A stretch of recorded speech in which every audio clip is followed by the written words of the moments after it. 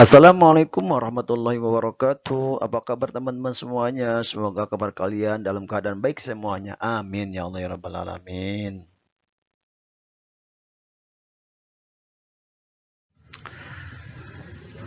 Baik teman-teman, kali ini kita akan melanjutkan kisah Nabi Ibrahim alaihissalam tentang berdakwahnya ya.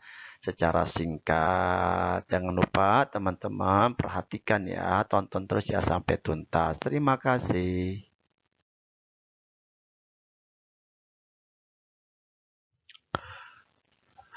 Nabi Ibrahim berdakwah.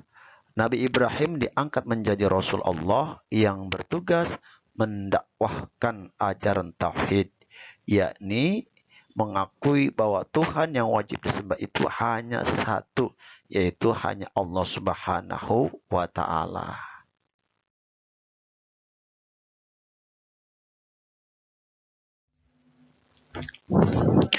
Nabi Ibrahim mengajak seluruhnya untuk mentauhidkan dan menyembah Allah Subhanahu wa taala yang satu dan meninggalkan berhala. Namun ditolak oleh Raja Namrud dan kaumnya. Kemudian Nabi Ibrahim menghancurkan semua berhala dan hanya satu berhala yang besar yang tidak dihancurkan, dan berhala tersebut dikalungkan kapak oleh Nabi Ibrahim alaihissalam.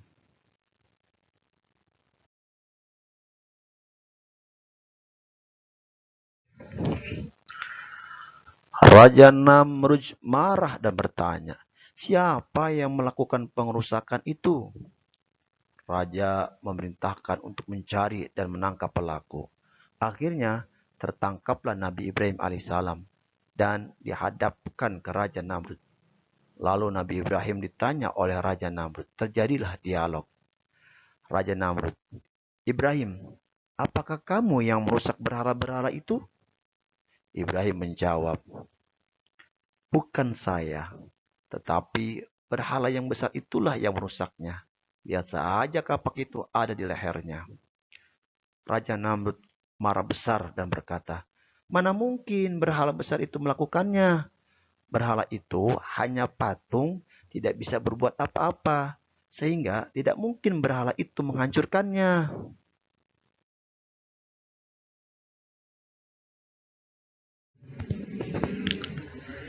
Nabi Ibrahim alaihissalam sambil tersenyum berkata, "Jika tidak dapat berbuat apa-apa, mengapa harus disembah?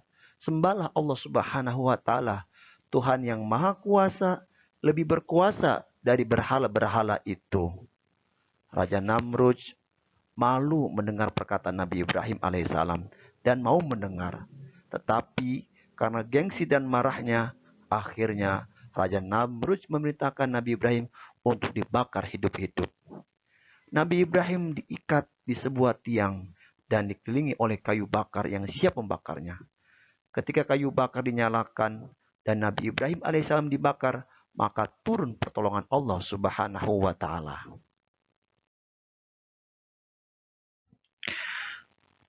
Pertolongan Allah Subhanahu wa taala datang, yaitu memerintahkan api menjadi dingin, sebagaimana firman-Nya dalam Al-Qur'an surat Al-Anbiya surat ke-21 ayat 69. A'udzu billahi minasyaitonir rajim. Bismillahirrahmanirrahim. Qulna ya naru kuni bardan wa salaman ala Ibrahim. Yang artinya, kami Allah berfirman, "Wahai api, jadilah kamu dingin dan penyelamat bagi Ibrahim."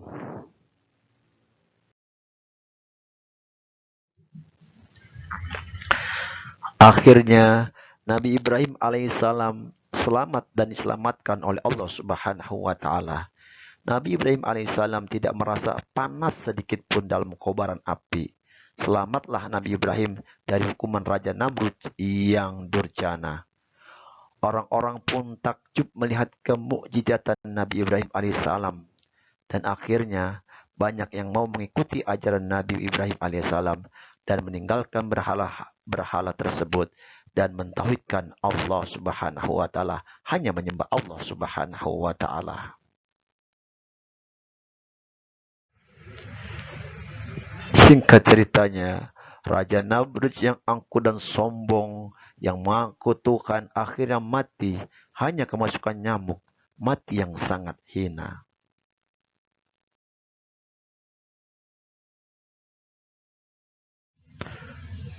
Setelah kita mempelajari dakwah Nabi Ibrahim secara singkat, mari sama-sama kita menteladani Nabi Ismail alaihissalam. Nabi Ismail alaihissalam adalah anak yang sabar.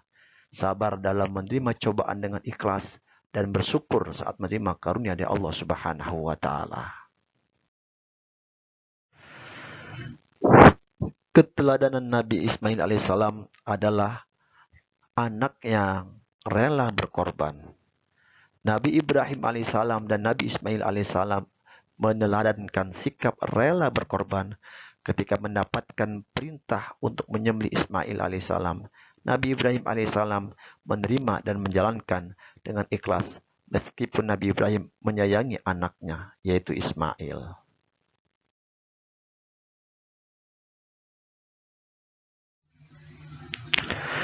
Keteladanan Nabi Ismail selanjutnya adalah Nabi Ismail adalah anak yang patuh kepada kedua orang tuanya.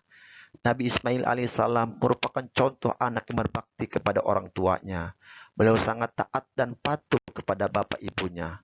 Ketika Nabi Ibrahim alaihissalam menyampaikan perintah penyembelihan, Nabi Ismail alaihissalam menerima melaksanakannya dengan ketaatan.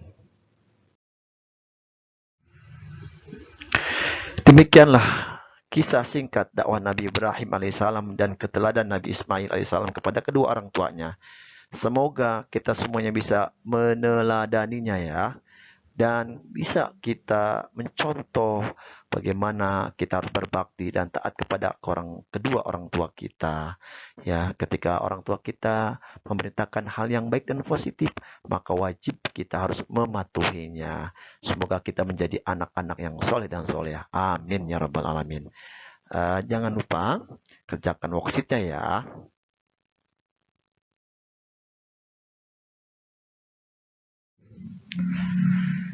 Terima kasih semuanya. Sampai jumpa kembali dan kami akhiri dengan mengucapkan wassalamualaikum warahmatullahi wabarakatuh.